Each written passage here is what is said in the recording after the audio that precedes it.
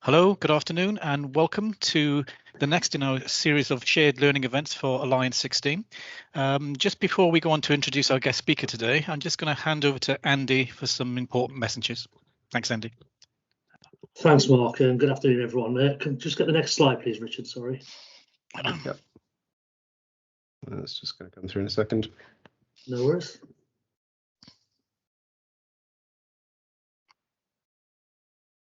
Let me just make sure that is. There we go. That's the one. Lovely, thank you. So what we plan to do is follow the format that we've utilised throughout this series, really, if that's okay with everyone. So what we'd ask is if people can be on mute when not speaking, just to minimise the background noise. And when speaking, if we could ask people to put their cameras on, that would be really helpful also. What we'll do is Richard's going to give the session shortly. If we could ask and really encourage people to utilise the chat room to pose questions and any comments, and what we'll do is come back to those at the end of the session, towards the end of the session. That would be really useful. It just ensures we can get through the session in a timely way. So that's it from me. Back to you, Mark. Thanks, Andy. So on to the presentation. Our guest speaker today, along with being one of our clinical associates, is also a consultant physician in Chesterfield. Richard, absolutely delighted you're able to join us today, and thank you very much for sharing your thoughts on NEWS2 and other ways to get more control over our outcomes. Thank you, Richard. Thanks very much. So this is what we're going to cover today. So we are going to look a bit at using the NEWS2 score to help us with decisions to admit and discharge patients. I want to sort of flag up ways of recognising opportunities to use pathways that don't involve being in a hospital bed. But also the key of this is going to be an idea of trying to get more control over outcomes for unplanned admissions. I'm going to focus a bit on what happens when we organise outpatient tests on people that are currently inpatients. And I want to introduce a concept of the right dose of inpatient care. So it all comes down to this question of why do some people with a particular problem stay in hospital longer than others with the same medical problem? And a lot of it comes down to this idea. So many of you will be familiar with the concept of complicated versus complex, but just in case you aren't, so something that's complicated might involve lots of parts. But if you can follow the instructions correctly, if you have the right parts, you will come up with something that works. Whereas something that's complex is much more unpredictable. It involves interactions of many different people, different systems. So a good way of looking at it is building an aircraft is complicated, whereas managing air traffic control is complex. And one of the things I think is really important to remember is that we're not as good at predicting the outcomes in complex environments as we think we are. And here's a nice example of that. So a few years ago, the Observer newspaper ran a sort of a competition where they got three people to try and pick shares. So the first group was a group of financial experts. The second group was a group of school children, and the third was a cat called Orlando. And over the first few quarters of the year that they followed the programme through, the financial experts were way ahead, but they failed to anticipate a sudden change in the market. And actually, in the end of it, the winning team was Orlando the cat, followed by the financial experts, and then the school kids. So I think that's a really important reminder that although we are all specialists in whatever we do, actually our ability to predict what happens in these complex situations is impaired. And I think just recognizing that and being aware of that can be really helpful. So I think there are two types of problem or complication that people can experience. So I call the first sort of problem linear problems. So these are things that are to some extent predictable. They may relate to the complexity of the treatment to some extent. And you will know that a certain person is at a higher risk than another person. So an example might be somebody undergoing an elective procedure. Whereas there are these non-linear complications. So these are things that come up in a variety of settings in ways that are difficult to predict. And they might be the sort of thing that happen to somebody that's been found on the floor and has been there a long time. So I think the key to all of this, and there'll be lots of people, particularly managers of teams in the European Championships, people who are trying to find ways to live through lockdown, it is to focus on the things that you can control. There are a lot of things going on, some of which we can make a difference to, some of which we can't. Which brings me to a thing called the ESIS length of stay simulator, or the right dose simulator. So I'm just going to switch.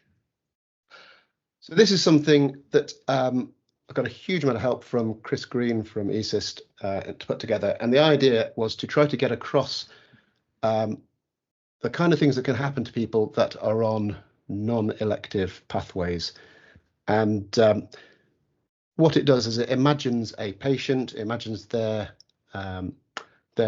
progress during an inpatient spell. It goes through a number of steps, and you can think of each of these steps as a day. And the patient always starts off with a health level of 5. And what we do is we set a target improvement in their health. And at the moment it's set at 80. It's an arbitrary number, but it's going to help us to get something across. So what we can start doing is, with each step, the patient has a random chance of improvement or deterioration.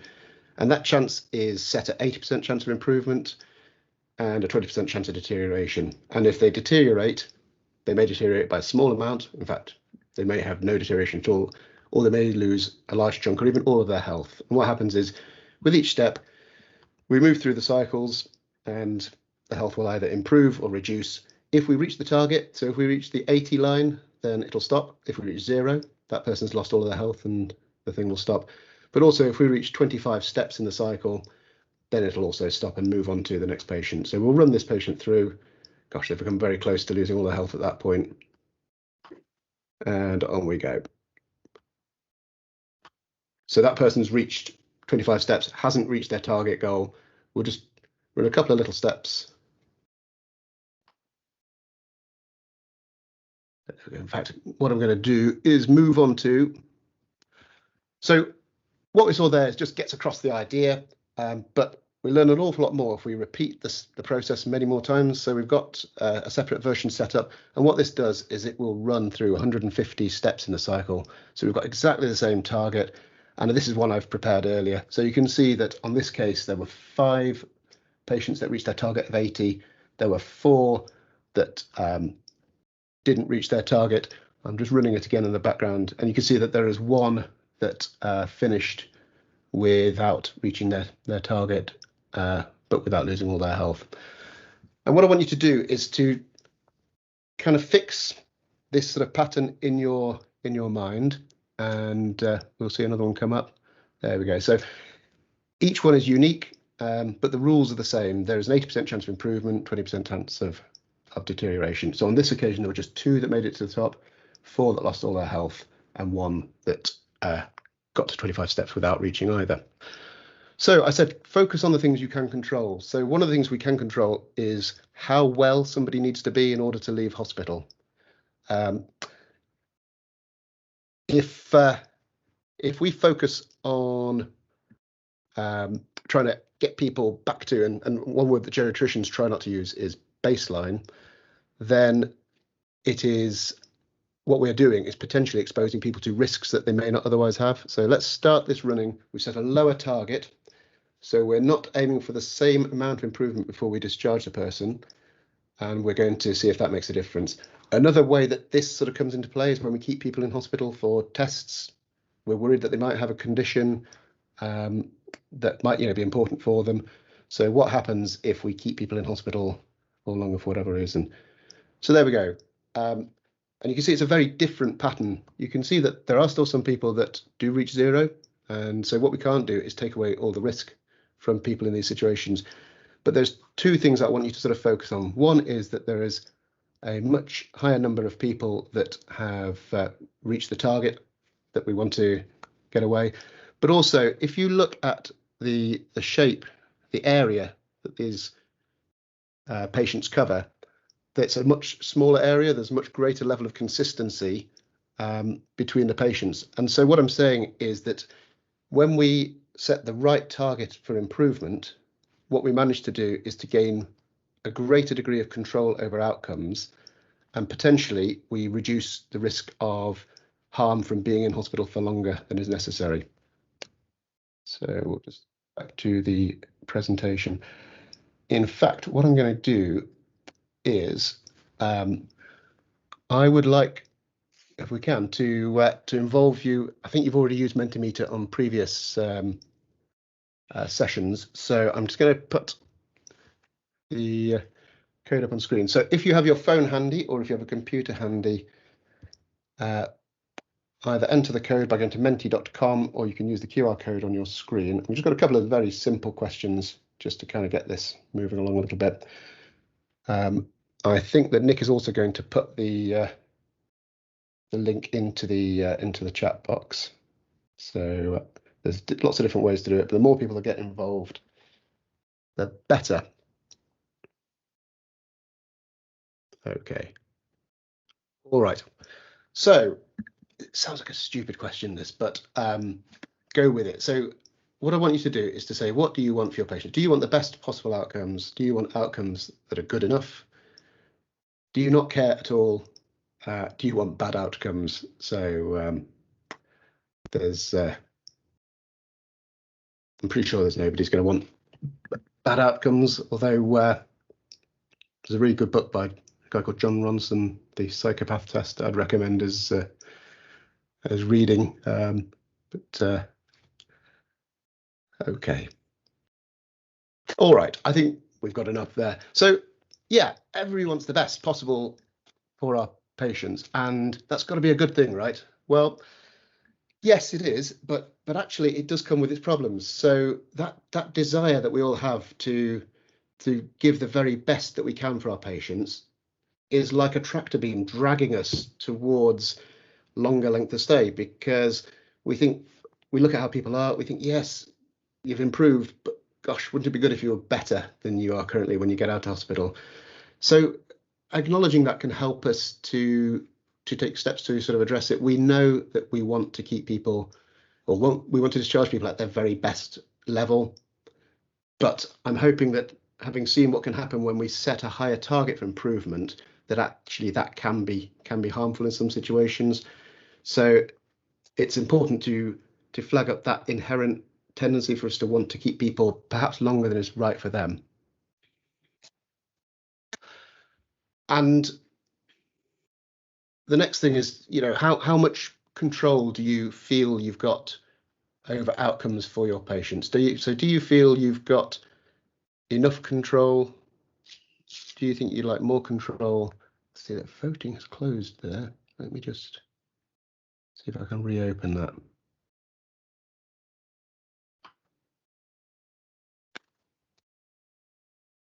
Okay, don't worry about that. For some reason, the voting is closed on that, but we will. I'm pretty sure that you will all want to have more control over outcomes for your patients, is my guess. And we'll see if this one's working. So this one is just a kind of a word exercise. So if you imagine having more control over outcomes for your patients, what sort of things does that make you feel? Any words that pop into your head?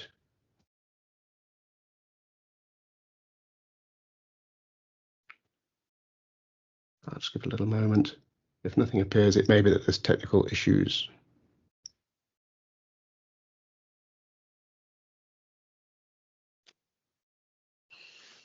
I think there's going to be, oh no, here we go. Impossible, right?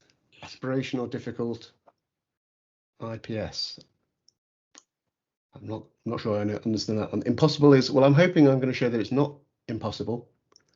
Aspirational, absolutely. Difficult, certainly. Although some improvements are less difficult than you might think.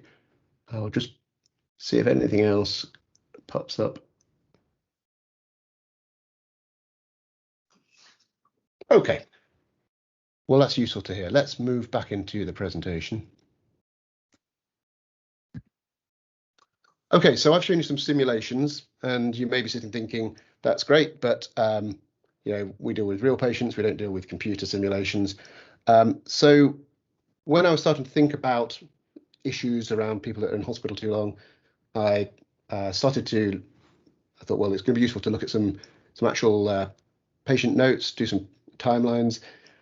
And one of the things I realized is when I started looking at really, really long spells in hospital, I felt often there was less to learn from those, because often those situations were so unusual that essentially they're people that don't fit into the way that health and social care services are set up.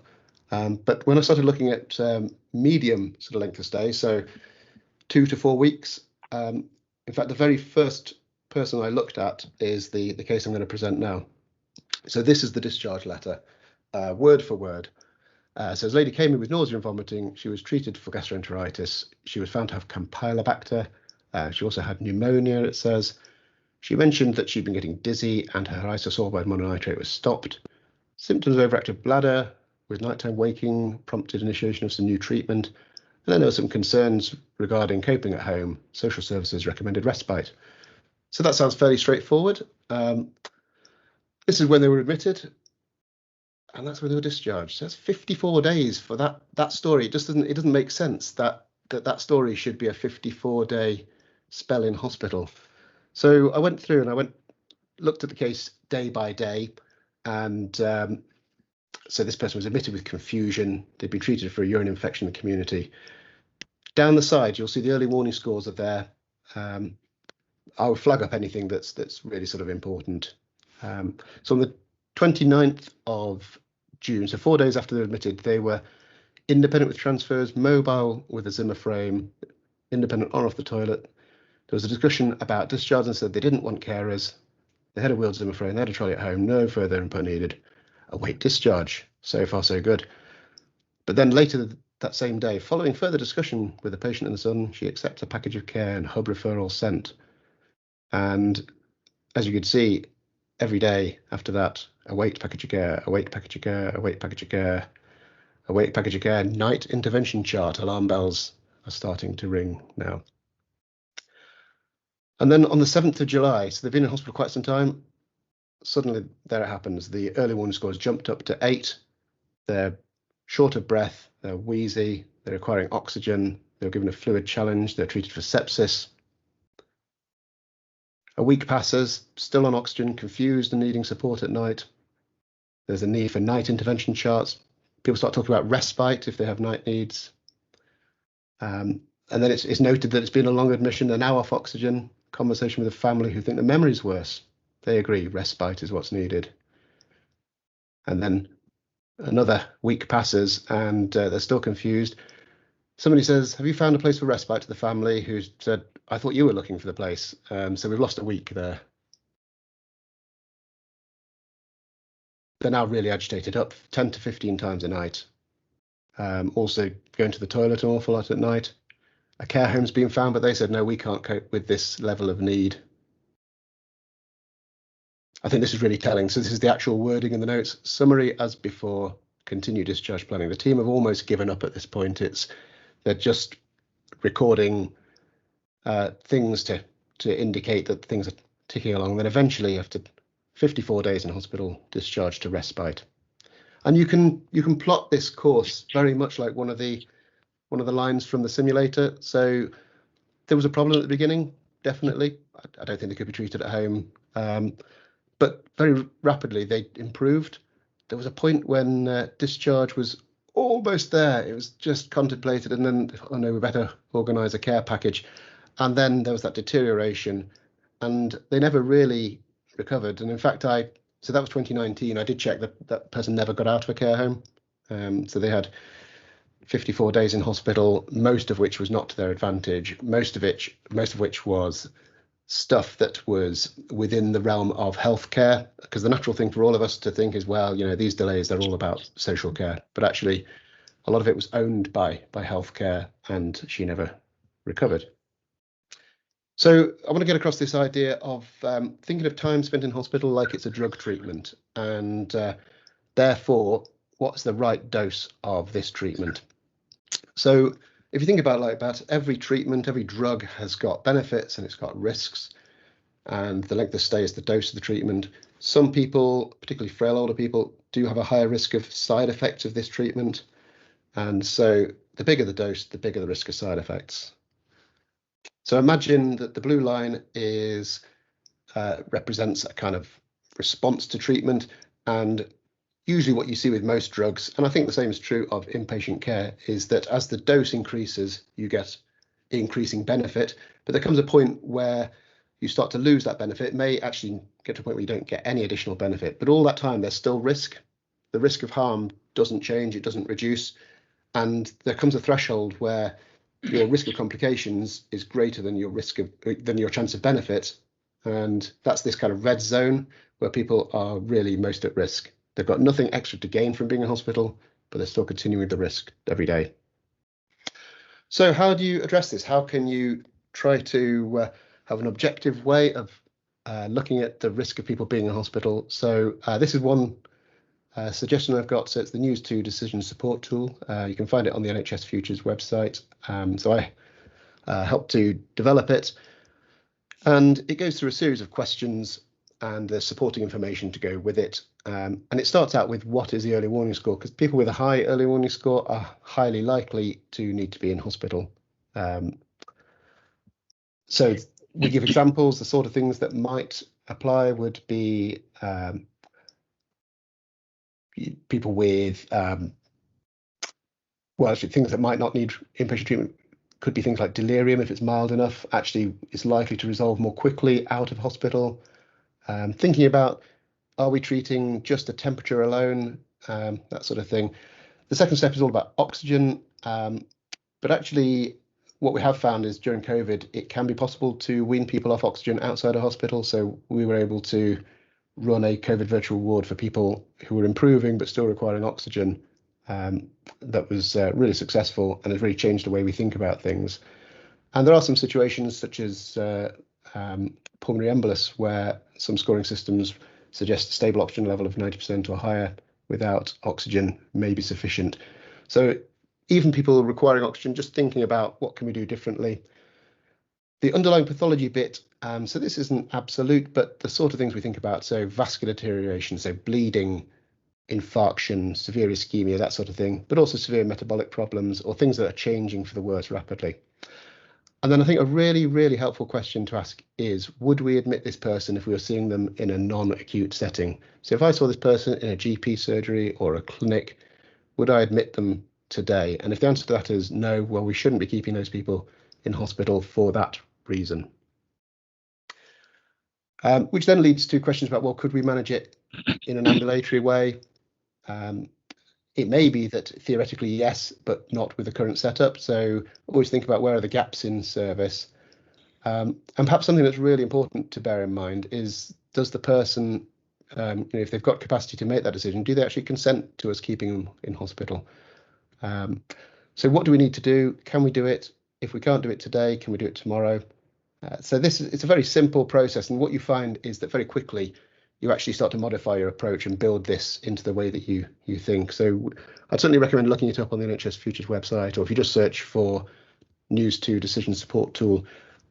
So what I hope it will do is provide a bit of objectivity. So we're actually thinking about, what are the reasons for keeping this person in hospital? What can we do differently?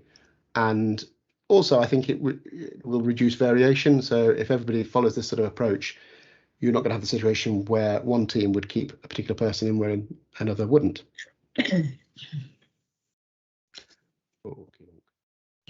So if you think about applying the NEWS2 decision support tool to the right dose situation, what we do is we work out what the actual effective dose is for that patient and aim to discharge them at that point, and potentially discharge them long before they reach the situation where the risk outweighs the benefit. Here's a case example. So imagine somebody's been admitted with a stroke, they've thrombolized and had some rehabilitation. Unfortunately, aspiration pneumonia developed, but they improved after that, had some more rehab, then had an episode of stomach upset, further improvement, and then developed pneumonia from which they didn't respond and died. This is a representation of that person's course. So initial improvement after thrombolysis, then the aspiration, then further rehab, the infection, they reached their point of maximal response and then had the fatal complication. I think one of the really important messages to get across is this isn't about kicking people out of hospital before they are ready. It's about saying that there is a point at which somebody may not need inpatient treatment, and we may be able to discharge them at that point. But if we don't respond quickly, we might lose that opportunity. And this is the sort of thing that I think many of you will recognise. And so this is 3 different things looking at the same thing. So at the top left of your screen is the path I've just shown you. At the bottom was the real life case I talked about with the person who had the gastroenteritis. And at the top right is something produced from the simulator. And I think you can see that there are similarities between all of these. They have undulations. There are people that may have reached a point at which they could have been discharged and then have deteriorated. And in the top 2 cases, deteriorated fatally. In the lower case, the real case, deteriorated to a point where they never regained their function and remained in a care home for the rest of their life. So what I want to get across is the idea that the theory with the simulator matches the kind of things that we've come across and actually real life cases. So let's imagine the same person who had the stroke. If we apply the NEWS2 decision support tool, well, they're not on oxygen. They have a condition that doesn't require inpatient care. We wouldn't admit them as they are when they were improving with the rehab. They did have needs that could have been met in the community. What do we need to do? We need to work out what support they would need to be outside of hospital, take that opportunity, discharge them, and they're back at home. They've not acquired pneumonia. So focus on what you can control. So set the right improvement target and think about what dose of inpatient treatment we're using. Are we at risk of overdosing them on inpatient care? Okay, a quick thing about what happens when you request an outpatient test on an inpatient. Happens an awful lot. And often it comes back to this idea of wanting to have the very best outcomes for people that we wanted. So we think, well, do you know what? They're here now. It would be better. Wouldn't it be more convenient for them just to have the test now?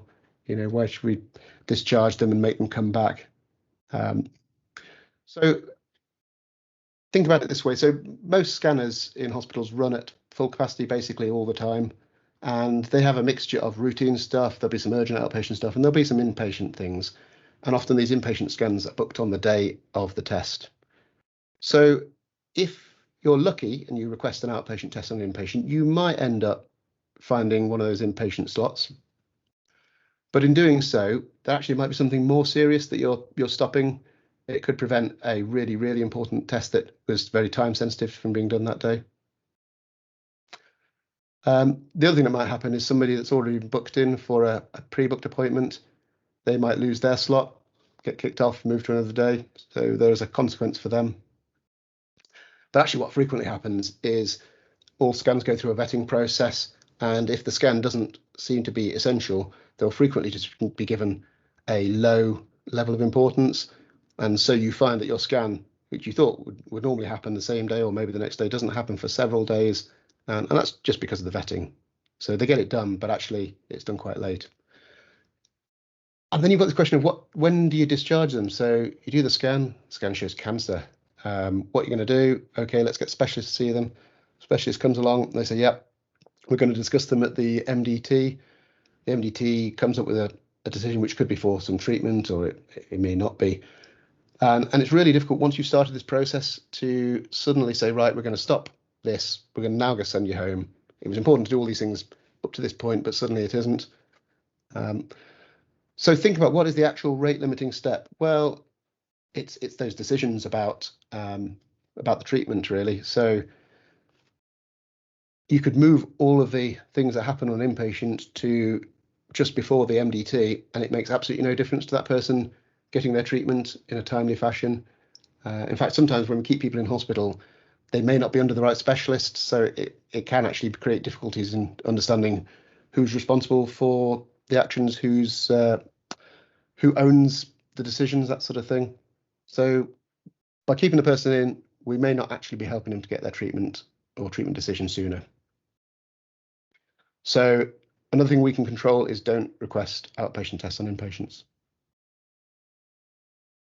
This is a really important thing as well. We know that the cost of healthcare for people in the final year of their life are way higher than at every other stage. And in fact, for people in their sort of 60s, 70s, we're looking at, sort of 4 or 5 times higher per year. And very often this is because there are things that people are being treated for that are absolutely essential. But quite often it's just that we're not recognising the stage in their life cycle that person's at.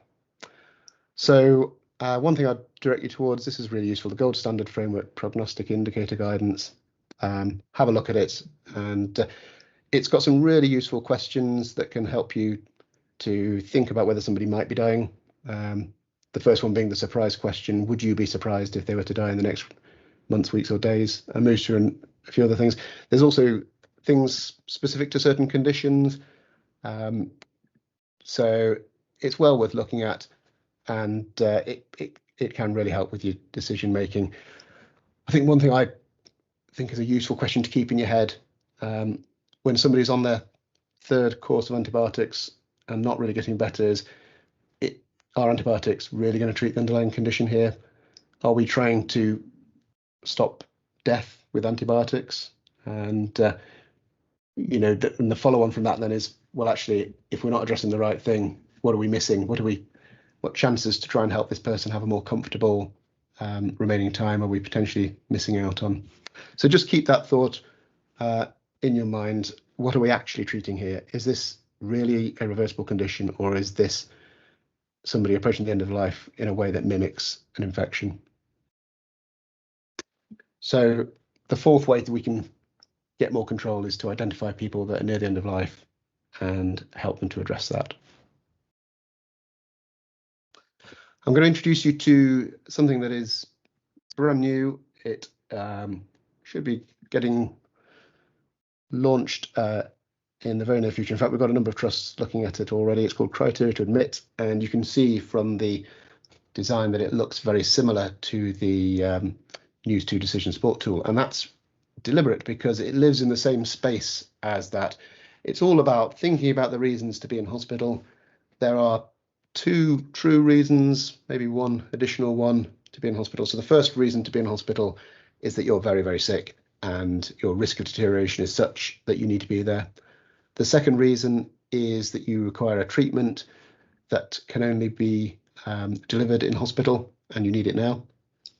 The third one, which is a sort of a compromise one, is that we recognise that there are some situations when people may not meet those first 2 criteria, but it just wouldn't be appropriate to discharge them. So a good example would be a very frail older person who lives on their own. It's 3 o'clock in the morning. The risk of discharging that person, say from an emergency department, is significant, and so there is the possibility to say that actually hospital may be necessary in those sort of situations. And the idea would be that you work through these. This is going to be launched on the NHS Futures website imminently, and along with it we've got some supporting information, so a video that sort of explains this in more detail, and there's an audit tool that is hosted there. The idea is that it's used in any place where decisions are made to admit people. So it could be emergency departments, it could be AMU settings, and for people doing post-hoc reviews, but also anywhere where patients are admitted directly to a ward, so a frailty unit, cardiology area, that sort of thing. And again, like the decision support tool, it's all about providing a bit of structure, bit of objectivity, and asking questions. And if you can read it, the sort of teal box, as if the patient were not in an acute setting, would you admit them to a bed now? Again, it's just that kind of stop moment, just to make you pause for a second and think, am I doing the right thing here, or am I planning to admit somebody just because I'm in a place that's what we do? So that will be launched on the NHS Futures website extremely soon, and yeah, I encourage you to have a look at it and look at the supporting information. Again, along with Chris Green, we have developed an audit tool and we'd recommend using the tool before you launch the actual C2A process. The reason being is I think it's a really helpful way of understanding where the potential benefit might be. We talk about this as closing gaps and opening minds. So you will find that there are some things that you would struggle to do with your current setup, but if you address that, you might be able to prevent admissions that you can't currently prevent. And then the other benefit, the opening minds bit, is to the individual user, an opportunity for them to say, actually, I hadn't thought that this person could go home and come back tomorrow for a hot clinic review or something like that. So along with the other resources on the NHS Futures website, there's a little video to support how to do this. And also there's a tab on the tool itself to show or remind us on how to do it to make sure you get the most out of it. We really want this to live in a quality improvement domain, so not something that is reported on daily, but something that really helps teams to engage with different ways of thinking about risk when somebody comes into hospital. I'm almost done. I'm going to just tell you a story about a lady called Helen. So Helen lived in a care home. She was a 97-year-old lady. She'd previously had a stroke. She'd had a pulmonary embolus. She had a major GI bleed on anticoagulation, so that had to be stopped. And one day, and genuinely was Christmas Eve, she was unresponsive and was breathing rapidly. So an ambulance was called and it took her off to the local hospital. So when she arrived there, her family came along and they said, look, we've talked to her about this sort of thing a lot and she really doesn't want to be in hospital. But the team in the emergency department pointed out she was really ill and she required oxygen. The family said, she really doesn't want to be in hospital. Is there anything you can do? And the ED consultant said, okay, well, I've never done this before, but I'm going to phone the respiratory ward and find out how you get oxygen. And remembering that it's Christmas Eve. So he went off and they told him about how to complete an option order form. He did that as an urgent one. And by some miracle, she was back in her own bed in the care home with oxygen on the same day, somewhere comfortable where she knew people to see out her remaining days. And the next day she remained unresponsive. The day after that, the family got a phone call. And in fact, rather than it being the phone call to say that she'd passed away, the phone call was to say that she'd woken up and asked for a cup of tea. And the reason I know this is that here she is. This is Helen, and the guy at the back there is me. And Helen was my wife's grandmother, and this is her celebrating her 100th birthday. So nearly 3 years later, she was alive to tell the tale. I'm certain that had she gone into hospital that day, this wouldn't have happened. The family, everybody was ready to accept the fact that she was coming home for end-of-life care. That would have been fine. But actually, she wasn't ready for that. And this is what happened. So I think it's really important to remember that these sort of things, that the idea of getting people out of hospital is not and never must be about saving beds. It's not about trying to stop the 4-hour wait from being breached ED. It's about people and what's best for people. Some people, really sick people and people requiring inpatient treatment, need to come into hospital, and that's exactly what the hospital's there for. There are other people that don't need those things, and they're much more likely to be harmed by it. So the fifth thing to remember, if you want more control over your outcomes, is to give people a chance to consent to or decline treatment. I'm going to just my final thing. We'll see if we can do this. So if there's any of these things that you've heard today that you think, actually, that is something that might be interesting to look into, see if you can record something to that effect. So anything you think, actually, we could explore this. I'm not going to hold you to making a specific change, but Just give it a moment.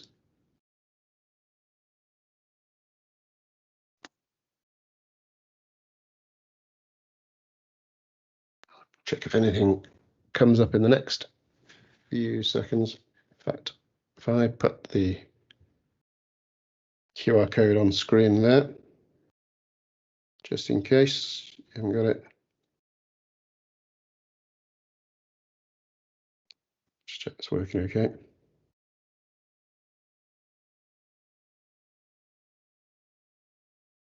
Okay, I'm guessing there must be a technical issue with Menti at the moment. Oh no, here we go. Closing gaps and opening minds. Yeah, absolutely. So that is all about, are there things that we can't do yet that would be relatively easy to do? It's really important to try and work out how much benefit there would be from a particular thing. Where do we want to put our efforts? Opening minds, so changing people's approaches. So what I found with the criteria to admit tool is that the first time you use it, you make a decision to admit somebody and then you follow it through and maybe come up with a different option. Almost immediately after that, your thought process, because you know what's coming, you know what the tool is going to suggest to you, it starts to change your thought processes. So you're already starting to think about different ways of approaching things. So thank you for comments about the personal story. I think it's so easy for these things to turn into something about the negatives, the harms, and we can't ignore that. But yeah, I think recognizing that actually there are real benefits that can come from a change of approach. Okay, well, if anything else comes up, it will still appear because it's still open. So I will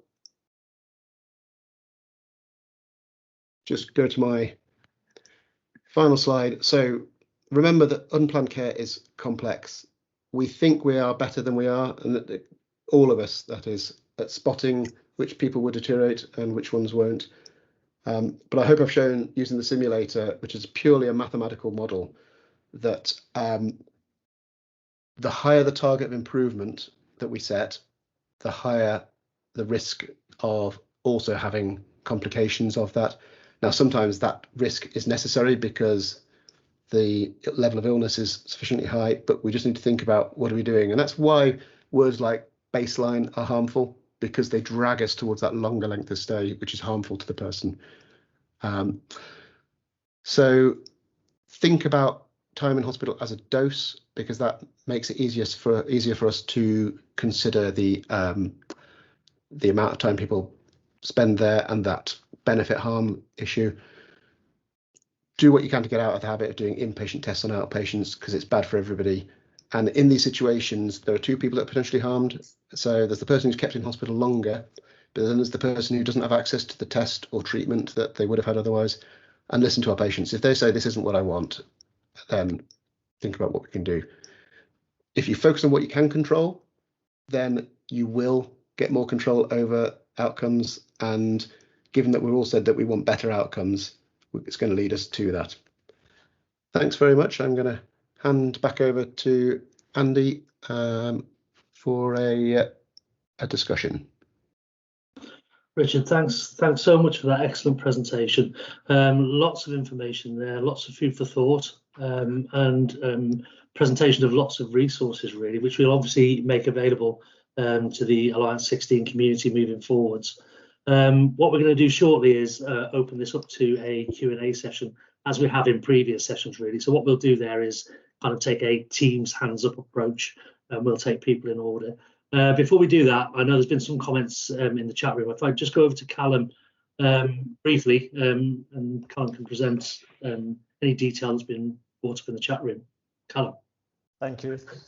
So there's, I think you stunned them into silence, Richard. I think lots of contemplating, I think, during your presentation, which I thought was fantastic. So thank you. I suppose Josh from Colchester Hospital, which is one of the Alliance 16 sites at ESNEFT that I deal with actually, has put in that they have a complex discharge panel for patients, especially with a long length of stay. And we're seeing that more and more throughout the country in terms of people having a special meeting to discuss more complex patients that maybe they haven't been able to get out. And I asked the question, was there medics involved? And I don't think there is, particularly just now there. So I suppose the question I would ask on behalf of Josh and other people would be, is there an expectation that there should be a set meeting, or should this be business as usual? And do you think the doctors should be driving this along with some of the other MDT members? Yeah, I think it's got to be business as usual. I think having a process to try and address wicked problems, people that are stuck in hospital, are stranded, that we can't move forward, is really important. To a certain extent, it's shutting the stable door after the horse has bolted. If somebody's already been in 21 days, then there's a potential that they've already been harmed by that process. So I'd want us to be building that questioning thing into every day's review. So I think it's crucial that everybody is engaged in this as well. So with the case I showed that turned into a long spell, there was that point where the team had clearly just disengaged from it, and they were, I think it was planners above discharge planning.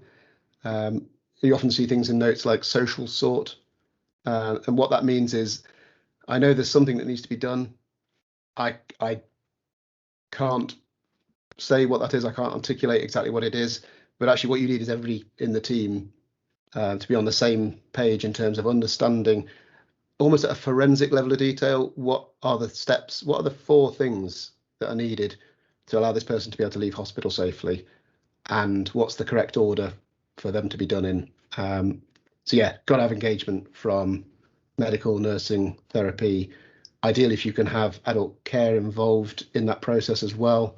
But remembering that in healthcare, we have a lot more control over this than we think we do. Thank you, Richard. I think there wasn't any other questions, but maybe if people want to put their hand up. Oh, yeah, yeah, so I've just got a question. Hi, Richard. That was a great presentation.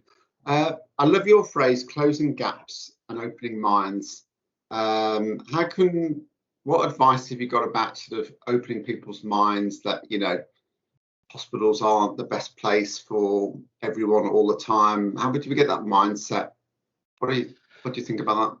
Yeah, I think stories are really helpful. So, you know, I shared a couple of stories. One was a patient, one was a family member. But actually, I think stories, you know, we've got a kind of a narrative history, haven't we? That you know, we've always told stories. You go back into sort of cave dwellers and that sort of thing. So I think stories really add stickiness to a message, and I'm pretty certain that with the minimum of digging around medium to long length of stay cases in a hospital, you will find lots of these stories. Every 54-day admission starts with a 1-day admission, and you will find opportunities to have done things differently. So that actually what I could have said actually with the person who came in with the stomach bug that stayed in 54 days was actually when I dug back into the assessments, they never needed that care package at the beginning. They were able to meet all of their needs, and actually what it was somebody said, "Oh, I'm a bit worried about something," and the knee-jerk reaction was, "Okay, we'll keep them here and we'll do this."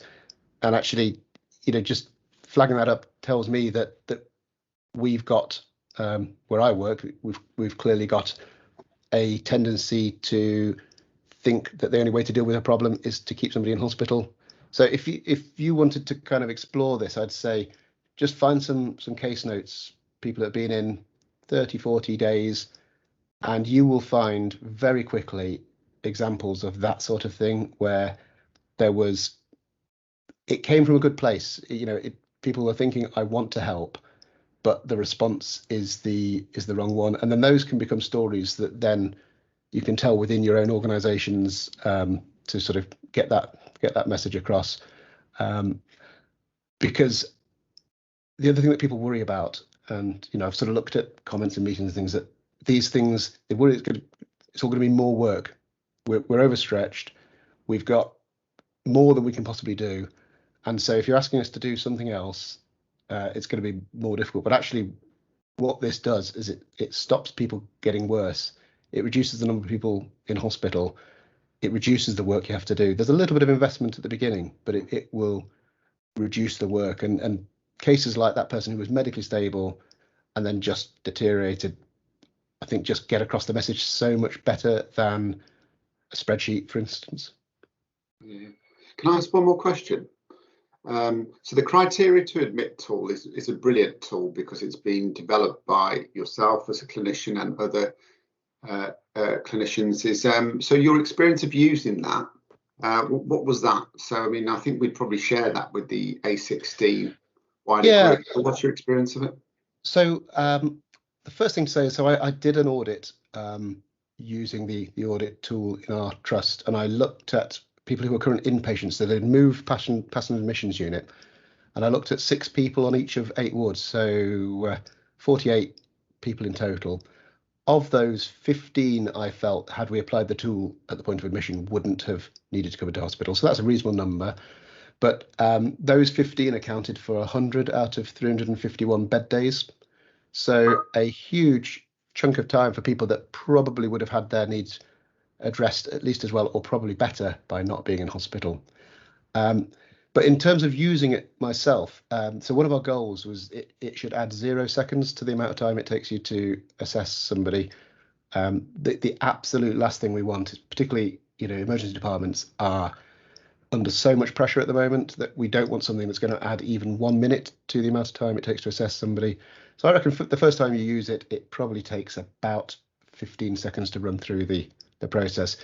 But almost immediately, I found that I start bypassing the tool itself because it has almost kind of become part of the DNA, and it's like a gene therapy that sort of gets into you somehow and just changes your thinking process. And so I need to be careful not to read too much into it, but I've used it a couple of times. I used it at the weekend just gone, and I'd used it on a previous post-hope ward round.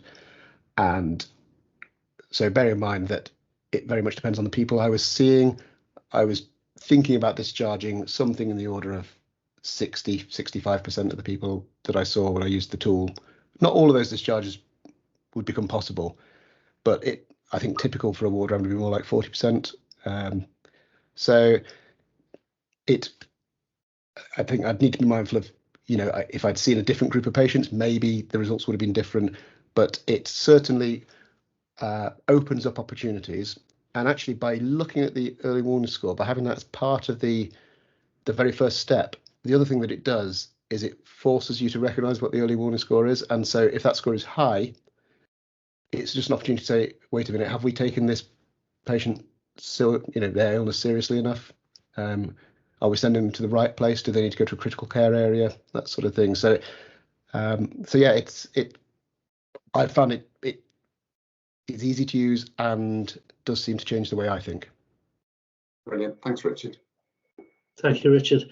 We've got a few minutes left, guys. So final opportunities, if anybody's got any burning questions they want to put to Richard, have that opportunity now.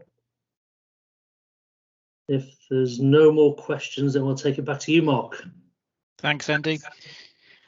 So, Richard, huge thanks. That was a really fantastic presentation. I particularly like your reference at the beginning to in complicated and complex systems.